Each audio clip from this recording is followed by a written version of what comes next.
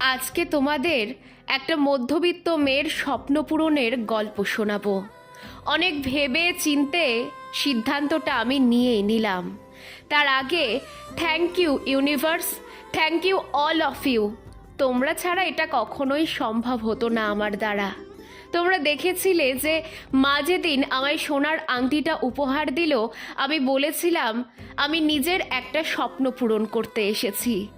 আর ছোটবেলা থেকে দেখা স্বপ্নগুলোর মধ্যে এটাও একটা স্বপ্ন ছিল আমার, যে আমি নিজে যখন উপার্জন করা শুরু করব আমি একটা মানতাসা বানাবো।